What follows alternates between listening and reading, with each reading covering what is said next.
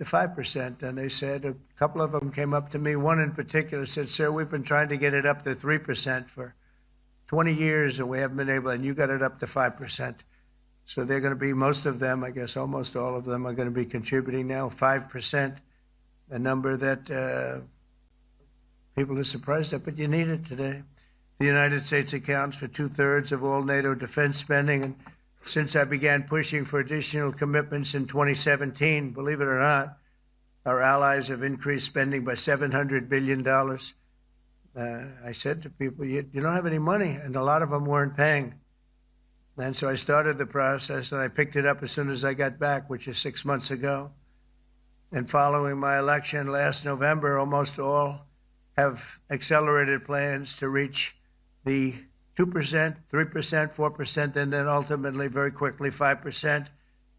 And all of this is going to be done very quickly, almost immediately. You probably know this as well as I do. I'm sure they've been talking about it. It's really been a big focus. In a very historic milestone this week, the NATO allies committed to dramatically increase their defense spending to that 5% of GDP, something that no one really thought possible. And they said, you did it, sir, you did it. Well, I don't know if I did it, but I think I did. This will be known as the Hague Defense Commitment, which is pretty good, pretty appropriate. When the allies reach this number, it will add more than $1 trillion a year. Think of that, $1 trillion per year to our common defense. And this is a monument really to victory, but it's a monumental win for the United States because we were carrying much more than our fair share. It was quite unfair, actually. But this is a big win for Europe and for actually Western civilization. For years, past administrations failed to get most allies to contribute even the 2%. I remember when I came here, we had 4 countries that were up to 2%. And I remember Poland was there. A couple of them were there. And but most of them were. We had 28 at the time. As you know, it's increased a little bit. And they've agreed now to more than double their budgets in all cases. And Europe stepping up to take more responsibility for its security will help prevent future disasters like the horrible situation with Russia and Ukraine, and hopefully we're going to get that solved. Last week they lost 7,000 soldiers, mostly soldiers, but they're also getting hit in Kiev. They're getting hit in some of the towns also. And that means life. Life is disappearing also in the cities and towns. Should have never happened, would have never happened if I was president. Said it 1,000 times. And it never did happen. It's never even thought about. But it's vital that this additional money be spent on very serious military hardware, not bureaucracy. And hopefully that hardware is going to be made in America because we have the best hardware in the world. You saw that where 14 missiles were shot at us the other day. And they were very nice. They gave us warning. They said, we're going to shoot them. Is 1 o'clock okay? They said, it's fine. And everybody was emptied off the base. So they couldn't get hurt except for the gunners. They call them the gunners. And out of 14 high-end missiles that were shot at the base in Qatar, all 14, as you know, were shot down by our equipment. Amazing stuff. Amazing that they can do. It's like shooting a bullet with a bullet. It's the same thing if you think about it. 14 out of 14, and they weren't even that surprised. I said, do you do that well often? They say, we pretty much do, sir. The Ukraine crisis has also highlighted the urgency of rebuilding our defense industrial base, both in the United States and among the allied nations. We cannot afford to be dependent on foreign adversaries for critical minerals. And as you know, we made a deal with Ukraine to take a vast amount of the land they have for minerals. We need it. And once again, I want to thank all of the people in the Netherlands, incredible people. It's a great place. And all of the NATO allies for the tremendous summit that we just had. A letter just came in, and a statement came in from the Atomic Energy Commission of Israel. And I just wondered, this is an official letter, and they're very serious people, as you know. The devastating U.S. strike on Fordo destroyed the site's critical infrastructure and rendered the enrichment facility totally inoperable. It was devastated. We assessed that the American strikes on Iran's nuclear facilities has set back Iran's ability to develop nuclear weapons for many years to come. This achievement can continue indefinitely if Iran does not get access to nuclear material, which it won't. It's so sad that that whole thing had to go. But I just want to thank our pilots. You know, they were maligned and treated very bad, demeaned by fake news CNN, which is back there, believe it or not, wasting time, nobody's watching them, so they're just wasting a lot of time, wasting my time. And the New York Times, they put out a story that, well, maybe they were hit, but it wasn't bad. Well, it was so bad that they ended the war. It ended the war. Somebody said in a certain way, you know, that it was so devastating, actually. If you look at Hiroshima, if you look at Nagasaki, you know, that ended a war too. This ended a war in a different way, but it was so devastating. Also they have, out of Dubai, just came that Iran's foreign ministry spokesman, this is Iran's foreign ministry, says its nuclear installations were very badly damaged by the American strike. So what bothered me about these reports with fake reports put out by the New York Times, I call it the failing New York Times because it's doing terribly. Without me, it would be doing no business at all. But, and by fake news, CNN and MSDNC, all of these terrible people, you know, they have no credibility. You know, when I started, they were at 94% credibility, the media. Now it's at 16%. And I'm very proud of it because I've exposed it for what it is. But when I saw them starting to question the caliber of the attack, was it bad?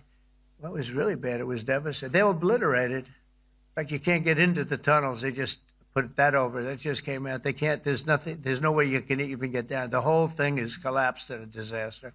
And I think all of the nuclear stuff is down there because it's very hard to remove. And we did it very quickly. When they heard we were coming, it was, you know, you can't move it. It's very hard, very dangerous, actually, to move to. And they also knew we were coming, so I don't think too many people want to be down there knowing we're coming with the bunker busters, as we call them. We're the only ones that have them. We have the best equipment, best nuclear equipment, and we have the best equipment in the world. And by the way, we can't forget our submarine, which was out there, submarines actually, but submarine was out there. We shot 30 rockets into an area, every single one of them. I think it was almost 400 miles away, I think, Pete, right? 400 and long. It was in the ocean, long ways away. And we shot a total of 30. Every single one of them hit within 9 inches from where it was supposed to be. It took out a lot because we didn't do just Fordo. We did 2 others in addition, which hadn't been completely destroyed. So we hit them with a submarine from hundreds of miles away. Amazing, just amazing equipment. Greatest submarines in the world. Nobody's even close. They're 20 years behind us when it comes to submarine technology. So that's one, and the other was from the Atomic Energy Commission, and they have about 3 or 4 of them now coming in from Atomic Energy Commissions from various places. But the one that we have that just came out, we released it a little while ago, was from the Israeli Atomic Energy Commission, but numerous of them are getting to see the site, and the site has been demolished. And again, we had these brave patriots, these incredible flyers, these people that can fly a plane better than anybody can fly a plane, going into very hostile territory, flying into the territory that has got more missiles and things pointed at it. But it was very stealth. They didn't get to see it. It was dark. That's the amazing thing about the shots. They hit the shots perfectly, and yet it was dead dark. There was no moon. There was no light. It was virtually moonless. It was very dark, and the shots were hit perfectly. But when they get demeaned, and they were very upset about it because they knew how strong it would be. Back in Missouri, the pilots flew about 36 hours, 2 ways, far distance, and in those incredible B-2s. And we then had the F-22s, and we had the F-35s, and we had other planes, and we had, I think, a total of 52 tankers. That means the big tankers, because the refueling was a lot for all of the different planes that we sent. Incredible operation. And I have to say, General Raisin Kane was incredible. That's why he beat ISIS, and we beat ISIS in a matter of weeks. I was told it would take 4 to 5 years. We did it in a few weeks, and he was great. That's why he's the head of the Joint Chiefs of Staff right now, because I had a very good experience with him. He knocked out ISIS in a period of literally a few weeks. Amazing. And it was supposed to take a few years, 5 years to be exact. So we had a great victory there, and we then came here, and I think we had a great victory here. But this is an ongoing project. This is the safety of Europe, the safety of the world.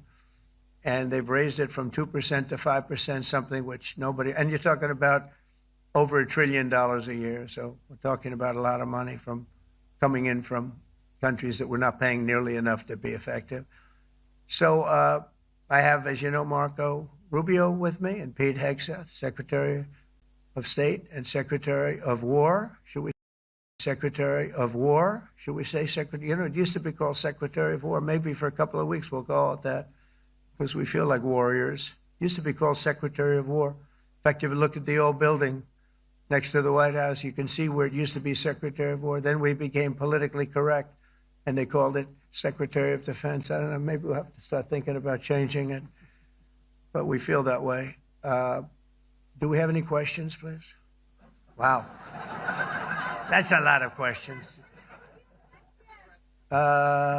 Who's a nice person? Oh, you're not a nice person, but I'll let you ask one. Go ahead. What's he going to ask? He is not nice at all. I know him well. Thank you, Mr. President. Yeah. Thank you for taking the time before flying home. You just said you believe the conflict between Israel and Iran is over. What makes you so confident it is?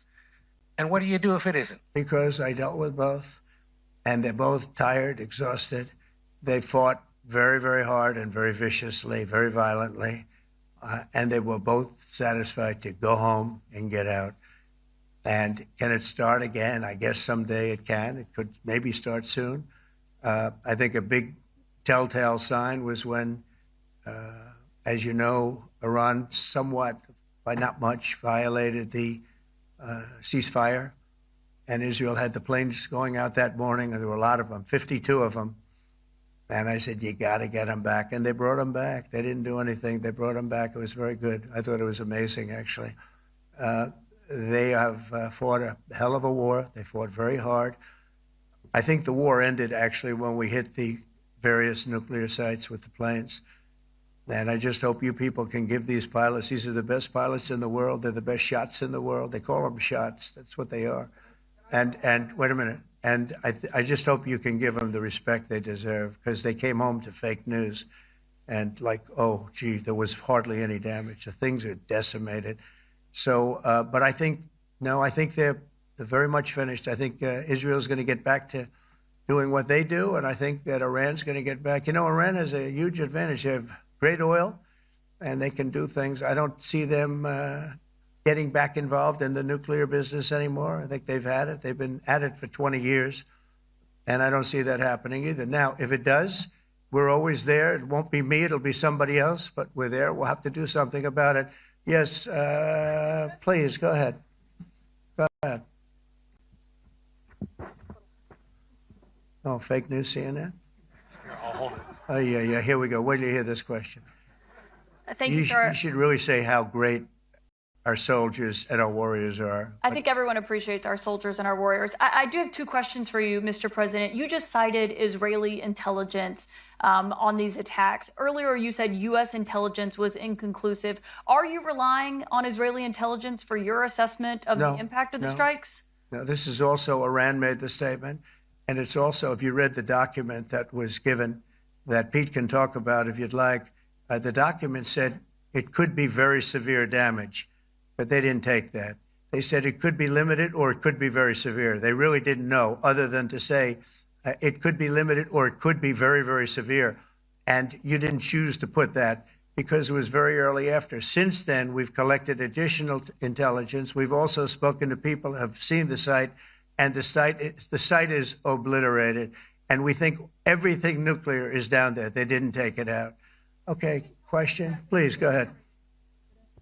Go ahead. Yeah, blue dress. Thank you so much, Mr. President. Yesterday, you said China can now continue to purchase oil from Iran. Yeah. Are you giving up on your maximum pressure campaign? Because there are sanctions right now. With who? On Iran. No, look, they just had a war. The war was fought. They fought it bravely. I'm not giving up. They're in the oil business. I mean, I could stop it if I wanted. I could sell China the oil myself. I don't want to do that. They're going to need money to put that country back into shape. We want to see that happen.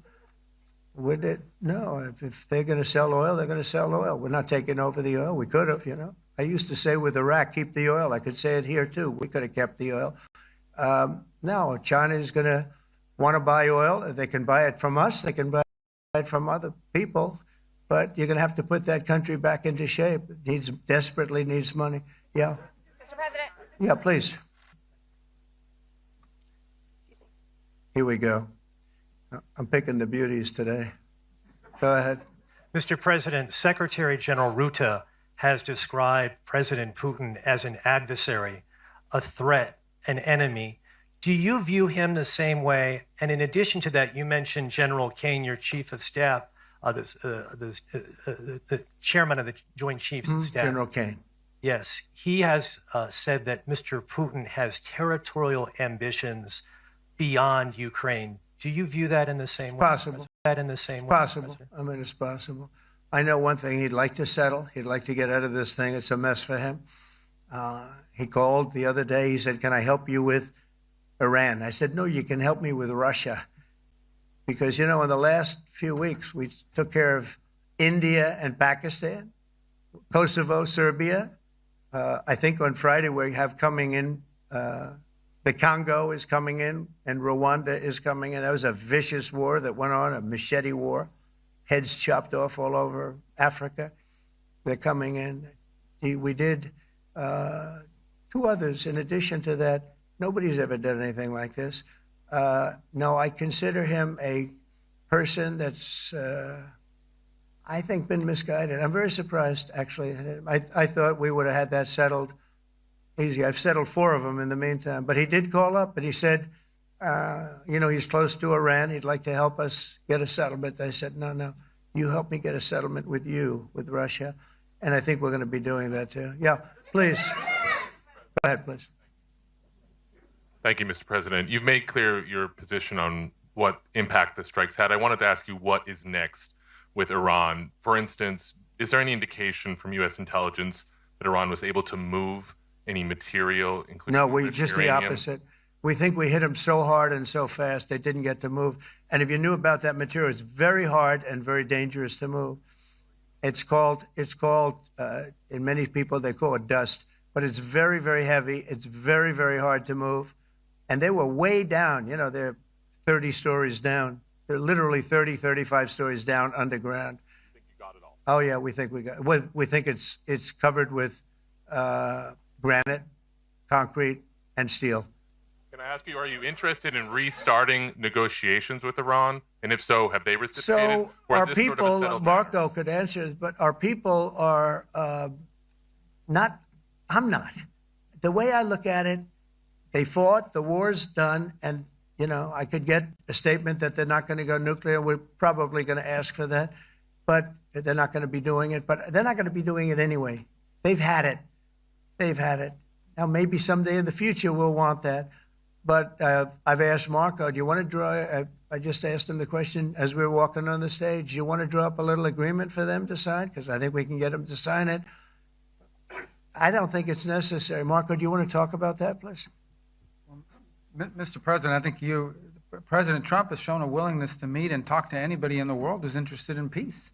I don't know of any president that's been as willing as he has to meet with anyone and talk about peace. We'd love to have peaceful relations with any country in the world. And so obviously that'll depend on Iran's willingness not just to engage in peace, but to negotiate directly with the United States, not through some third country or fourth country process. But I know of no president, probably in our modern history, that's sought peace more than President Trump has. Sounds like the door is open, but you're in no rush. Is that right? It sounds like the door is open, but I'll tell you what, look, we're going to talk to them next week with Iran.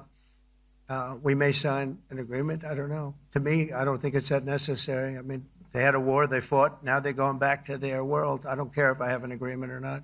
The only thing we'd be asking for is what we were asking for before about we want no nuclear, but we destroyed the nuclear. In other words, that's destroyed. I said, Iran will not have nuclear. Well, we blew it up. It's blown up to kingdom come. And so I don't feel very strongly about it. If we got a document, wouldn't be bad. We're going to meet with them, actually. We're going to meet with them. Yeah, yeah, go ahead, please. Mr. President, Netherlands TV, thank you for visiting our country. Good. As I understood, I, of course, I'd like to know how you slept last night at the House of the King. Oh, I slept beautifully. But probably a more serious question. I think you just had a meeting with President Zelensky. Did you discuss any ceasefire in this Russo-Ukrainian war? No, I wanted to know how he's doing. He was very nice, actually. You know, we had little rough times sometimes. He was couldn't have been nicer. I think he'd like to see an end to this. I do. I think what I took from the meeting couldn't have been nicer, actually. But I took from the meeting that he'd like to see it end. I think it's a great time to end it. I'm going to speak to Vladimir Putin, see if we can get it ended. But look, these are brave people. They're fighting these wars all over the place. You know, last week they had, I guess, I told you, close to 7,000 young soldiers, Russian and Ukrainian soldiers were killed, 7,000 in 1 week. It's crazy. It's crazy. So I'll be speaking to Putin. No, I had a good meeting with Zelensky. And I had a lot of good meetings. We had a lot of good meetings with a lot of people, a lot of great leaders. But he's fighting a brave battle. It's a tough battle. Yeah. Go ahead, white dress. Okay. Thank you. Thank you. Ida Hallikainen from Finland, Ilta-Sanomat. You have played golf with President Alexander Stubb. How do you see Finland as a NATO ally and partner, and how would you describe your relationship with our president? Well, he's a very good golfer, okay? In fact, he was on his college golf team. He went to a good college in the South, as you know, a very good college, and he was a good golfer. We had a good time. I think my relationship's great. I want to buy icebreakers. You know, you're very good at icebreakers. And I actually made him an offer. I didn't go to Congress. They'll try and impeach me for this. But there's an old, it's not old, it's fairly new, but it's used icebreaker. And I offered him about 1/3 of what he asked for. But we're negotiating. We need icebreakers in the U.S. And if we can get some inexpensively, I'd like to do that. Actually, they'll fix it up, make it good. Also, we may buy some icebreakers. You know, that you're the king of icebreakers, that particular country. They make them good. They make them really good, and they know what they're doing. And so we're negotiating with them for about 15 different icebreakers, but one of them is available now. It's old, and it's, old. It's like 5-6 years old. And we're trying to buy it. I'm trying to make a good deal. It's all I do my whole life. My whole life, that's all I do is make deals. Yeah, please. Go ahead. Sir, go ahead. Yeah, a question for NewsHour, Dutch TV. First of all, on Article 5, on your way here, you spoke about the commitment of the U.S. to Article 5, saying, I'll give you my definition once we're here. What is your definition, and may the U.S. commitment to Article 5 change in case some of the NATO members do not reach the threshold that was discussed today? My second question is following up on a colleague on Iran. What intel reports do say that everything over there was obliterated? Yeah, well, there are numerous of those reports, and they're coming out fast and furious. But the most respected ones we've already seen. And I will say that on a very confidential basis, they're looking at the reports, like numerous reports, and including people going to the site and checking the site. And they're going to be having, I guess you're going to be having over the next couple of days you're going to encapsulate it. But no, the site was obliterated, just like I said it was. And just like the pilots should be given credit for. As far as Article 5, look, when I came here, I came here because it was something I'm supposed to be doing, but I left here a little bit differently. I said, I watched the heads of these countries get up, and the love and the passion that they showed for their country was unbelievable. I've never seen quite anything like it. They want to protect their country, and they need the United States. And without the United States, it's not going to be the same. And you can ask Mark, or you can ask any of the people that were there. It was really moving to see it. They loved their country. They were so respectful of me because I'm the head of the United States. And I made, the King of Saudi Arabia, when I was in the Middle East. So I was in Qatar for a different reason, not a reason to get shot at. We were in there for economic development reasons, Qatar, UAE, and Saudi Arabia. All three leaders of those countries, and we took back $5.1 trillion into the United States. All three leaders said, you're presiding over the hottest country in the world. The United States right now is the hottest. Everybody wants to be there. Everybody wants a piece of it. He said, a year ago, your country was dead. You had a deadhead running it. You had a country that was dead, and it was dead. You had people pouring through the borders. You had inflation. You had everything. He said, you've made it in 5 months at that time. You've made it the hottest country. This is the hottest country in the world. The United States right now is the hottest country in the world. And when I was around that table, it was a nice group of people, many of whom I knew from previous. When I saw the passion they had for the country, and almost everyone, and you probably have the tapes, it was very public, but almost every one of them said, thank God for the United States. Without the United States, they couldn't really have NATO. It wouldn't work. It wouldn't work. It will in the future because now they're paying much more money, but it wouldn't work. It was great. And I left here differently. I left here saying that these people really love their countries. It's not a ripoff, and we're here to help them protect their country. Okay, we'll do one or two more. Thank you, Mr. President. Yeah. A question on Spain. Are you satisfied with today's... Oh, I think Spain's terrible what they've done. No, I do. They're the only country. No, I do. They're the only country that won't pay the full up. They want to stay at 2%. I think it's terrible. And they're doing very well. The economy is very well. And that economy could be blown right out of the water with something bad happening. Spain is the only country that... Are you from Spain? Yeah. Good, congratulations. You're the only country that is not paying. I don't know what the problem is. I think it's too bad. So we'll make it up. You know what we're going to do? We're negotiating with Spain on a trade deal. We're going to make them pay twice as much. And I'm actually serious about that. We're going to make Spain... I like Spain. I have so many people from Spain that it's a great place and they're great people. But Spain is the only country out of all of the countries that refuses to pay. And, so they want a little bit of a free ride. But they'll have to pay it back to us on trade because I'm not going to let that happen. It's unfair. It's unfair to NATO. All right, sir, please. Go ahead, right in the back. Yeah, you, tall one. The tall man. Mr. President, Johannes Petra from Austrian National Television. How are you? You once said that you would end the Ukraine war in 24 hours. You later said that sarcastically. Well, of course it was sarcastic. But you've now been in office for 5 months and 5 days. Why have you not been able to end the Ukraine war? Because it's more difficult than people would have any idea. Vladimir Putin has been more difficult. Frankly, I had some problems with Zelensky. You may have read about him.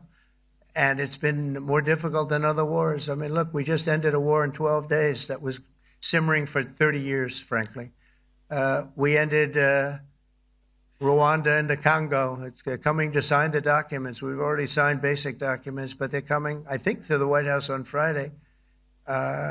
We ended, Serbia was going to go at it. But maybe the most important of all, India and Pakistan. And that wasn't whether or not they may someday have nukes like we're talking about in the Middle East, like we're talking about with Israel and Iran. This is they have nuclear weapons. I ended that with a series of phone calls on trade. I said, look, if you're going to go fighting each other, it was getting very bad. You know how bad that last attack was. It was really bad. if you're going to go fighting each other, we're not doing any trade deal. No, no, no, you have to do a trade deal. I said, we're not doing any trade deal. And in fact, I had the general, who was very impressive. The general from Pakistan was in my office last week. You know, Prime Minister Modi is a great friend of mine. He's a great gentleman. He's a great man. And I got them to reason. I said, we're not doing a trade deal if you're going to fight. And if you're going to fight each other, we're not doing a trade deal. And you know what? He said, no, I want to do the trade deal. We stopped the nuclear war. Go ahead. Go ahead, Jeff. Here's another beauty, Jeff. He's a beauty, all right. Go ahead.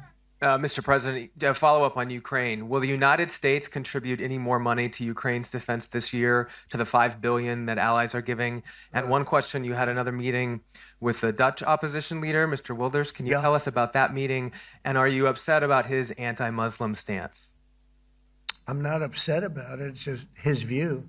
He's unhappy with the way things are going in this country and various countries. He was an opposition leader.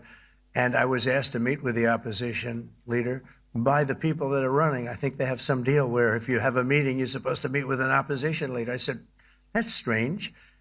We don't do that. But I met with I didn't know him. He seemed like a very nice guy, but he's in opposition to the current people, and that was set up by the current people. So I assume when I met with the Prime Minister, you're supposed to meet with the opposition. We'll have to try that sometime in our country. Let's not do it. But I thought he was very good. As far as money going, we'll see what happens. There's a lot of spirit. Look, Vladimir Putin really has to end that war. People are dying at levels that people haven't seen before for a long time. Go ahead. Go ahead. White shirt. Oh, she's all excited. Okay. So, BBC News Ukrainian. Where are you from?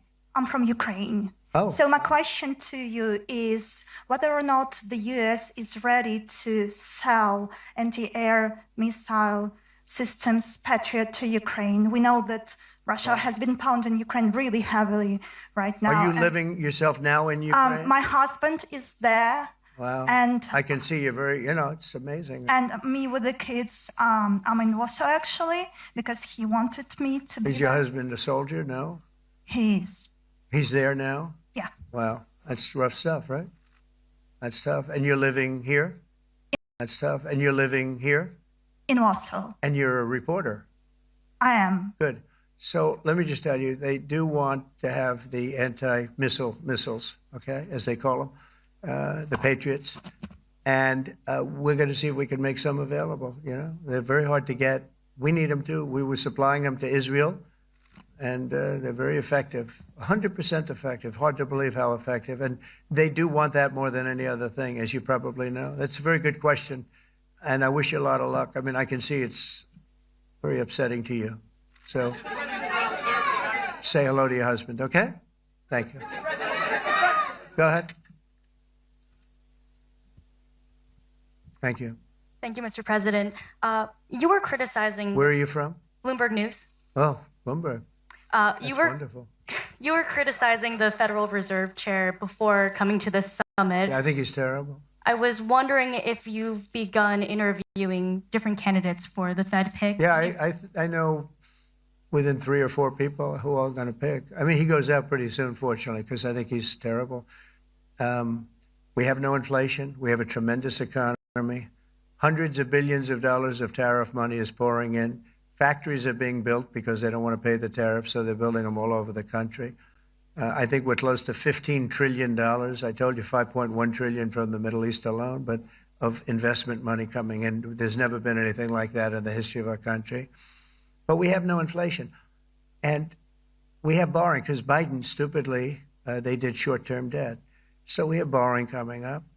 And, we'll go 10 years, maybe longer, maybe shorter, but we'll go a long period of time when we do the debt. And because of him, because of this guy, we will have to pay for years. We'll be paying for him. And I said to him, listen, there's no inflation. He says, but maybe there'll be some. That's true. I said, if there is some, what you do is raise the rate. I'm okay with that. You raise the rate in 2 years from now or in a year from now. But because the rate's high, we have to pay more for debt. it's pretty equal. In other words, if it's 4%, it's 4%. If you drop it a point, you'll pay 3%. So it's fairly equal, not necessarily, but fairly equal. So we're going to end up paying maybe 2 points or 3 points more. 3 points would be about $900 billion a year because of this very average mentally person. He's an average mentally person. I'd say low in terms of what he does, low IQ for what he does, okay? Wait, so instead of paying $900 billion, we don't want to pay 900 just because he doesn't want to lower the rate. I said, if there's inflation in 2 years or 3 years or 1 year from now, you raise the rate, you take care of the inflation, among other things. But he's probably a very political guy, I guess. I don't know. I think he's a very stupid person, actually. All right, one more. Let's go. How about you? Go ahead. She looks so happy and everything. Thank you. That's why I I'm picked from her. Spain, too. I'm Ana Buch from La Vanguardia. I wanted to know if you... You're where from? Spain, too. Ah. I wanted to know if you want to That's the Spain corner right there. Shouldn't have said that. That's okay. I do like Spain, by the way. I think it's unfair that they're not paying, but go ahead. Are you going to negotiate directly with Spain about... I'm going to negotiate directly with Spain. I'm going to do it myself. They're going to pay. They'll pay more money this way. You should tell them to go back and pay. You're a reporter? Tell them to go back. They ought to join all of those countries that are paying 5%. Spain's going to be just about the only one that's not. They were the most hostile toward doing it. It just doesn't make sense to me. Okay. All right, Kelly, go ahead. Here we go. Here's another one. Hello, sir. Thank you very We much. got them all today. Okay. So, Mr. President, you talked about expecting some on-the-ground assessments at Fordo and other sites. Now here, Is that here Israeli and U.S.? It's been obliterated, Kelly. It's been What is your message then, sir, to the intelligence community when they present reports? You're not disputing the DIA report. You're just... They presented a exists. report that wasn't finished. We're talking about something that took place 3 days ago. I understand that, sir. The It's an report was initial done assessment. So 2 what days is ago. your... Wait a minute. Yes. They didn't see it. All they can do is take a guess. Now, if you take a look at the pictures, if you take a look how it's all blackened, you know the fire and brimstone is all underground because it's granite and it's all underground. You don't show it. But even there, with all of that being said, the whole area for 75 yards around the hole where it hit is black with fire. The group that's run by this gentleman, in fact, you may want to talk about it for a second because we're going to issue a report. And I think it's not even a very exciting report at this point. It's been obliterated, totally obliterated. And they did a report, but it was like, if you look at the dates, it's just a few days after it Understood, happened. sir. So they didn't see it. They said it may be very severe. Go Understood. ahead. Do you have a message for the intelligence community, though, in terms of unvarnished information getting to you, that it's not I don't just... really have a message. I would say issue the report when you know what happened. I wouldn't say that it could be severe or maybe not. They use the word severe. It could be severe or maybe it's not. And briefly, So people like you picked up and said, oh, it's not severe. We're just no, looking for the the answer. report was not a complete report. Yeah, the message was probably wait till you know the answer before you... And, Go sir, ahead. did you not have a public component to your Zelensky meeting for a tactical reason with President Putin? Let him answer this. Hello, Mr. Secretary. Yeah. There's a reason the president calls out fake news for what it is. These pilots, these refuelers, these fighters, these air defenders, the skill and the courage it took to go into enemy territory flying 36 hours on behalf of the American people and the world to take out a nuclear program is beyond what anyone in this audience can fathom. And then the instinct of CNN, the instinct of the New York Times is to try to find a way to spin it for their own political reasons to try to hurt President Trump or our country. They don't care what the troops think. They don't care what the world thinks. They want to spin it to try to make him look bad based on a leak. Of course, we've all seen plenty of leakers. And what do leakers do? They have agendas. And what do? Do they share the whole information or just the part that they want to introduce? And when they introduce that preliminary report that's deemed to be a low assessment, you know what a low assessment means? Low confidence. in the data in that report. And why is there low confidence? Because all of the evidence of what was just bombed by 12 30,000-pound bombs is buried under a mountain, devastated and obliterated. So if you want to make an assessment of what happened at Fordo, you better get a big shovel and go really deep, because Iran's nuclear program is obliterated. And somebody somewhere is trying to leak something to say, oh, with low confidence, we think maybe it's moderate. Those that dropped the bombs precisely in the right place know exactly what happened when that exploded. And you know who else knows? Iran. That's why they came to the table right away, because their nuclear capabilities have been set back beyond what they thought were possible because of the courage of a commander-in-chief who led our troops, despite what the fake news wants to say. But you're not disputing the report said what it said, even though it was initial. The report said what it said, and it was fine. It was severe, they think, but they had no idea. They shouldn't have issued a report until they did. But we've gotten the information. I think Pete said it better than you can say it. And, you know, you should be proud, you, especially you, should be proud of those pilots, and you shouldn't be trying to demean them. No, there's those pilots flew at great risk, a big chance that they'd never come back home and see their husbands or their wives. Let me just tell you, you and NBC, fake news, which is one of the worst, and CNN, New York Times, are all bad. They're sick. There's something wrong with them. But you know what? You should be praising those people instead of trying to find some. By getting me, by trying to go and get me, you're hurting those people. They were devastated. You know, I got a call from Missouri, great state, that I won 3 times by a lot. And I got a call that the pilots and the people on the plane were devastated because they were trying to minimize the attack. And they all said it was hit. But we don't think it was really maybe hit that badly. And they were devastated. They put their lives on the line, and then they have, and I'm not referring to you, but real scum come out and write reports that are as negative as they could possibly be. It should be the opposite. You should make them heroes and heroines. You should make them really people that they were so devastated when they heard this news. And you know what they said? One of them, I spoke to one of them, said, "Sir, we hit the site.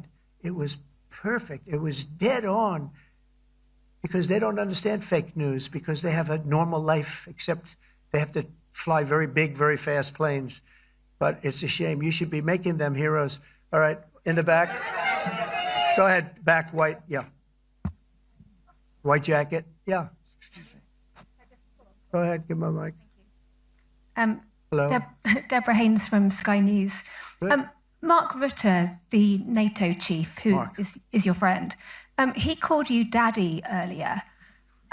Do you regard your NATO allies as kind of children? No, he likes me. I think he likes me. If he doesn't, I'll let you know. I'll come back and I'll hit him hard, okay? No? He did it very affectionate. Daddy, you're my daddy. Do you regard your NATO allies, though, as kind of like children, and they're obviously listening to you and they're spending more, and you're obviously appreciative of that, but do you hope that actually they're going to be able to defend themselves, defend Europe on their own without... I think they need help a little bit at the beginning, and I think they'll be able to, and I think they're going to remember this day, and this was a big day for NATO. You know, this was a very big day. They took it. One of the gentlemen said, you know what, we've been trying to raise money raise the rate for 30 years, he said, 20 years, from almost the beginning. And he's been there for a long time. He said, until you came along, it never happened. What you did is amazing. It's been sort of an amazing day for a lot of reasons, but also for that. Yeah, go ahead. Do you think they can do it without you, though, in the future? Can they do it without the United States? I mean, you have to ask Mark, okay? So we're heading back. We're heading back. I want to thank these 2 gentlemen behind me. They're incredible people. Both of them, they've done a fantastic job. And Susie's in the front, and she's done great. And Monica, thank you very much. It was quite an exciting time. And we're going to be heading back. We'll be back soon, and we'll see you in Washington, D.C. Remember this, we have the hottest country anywhere in the world. Thank you very much, everybody. Thank you.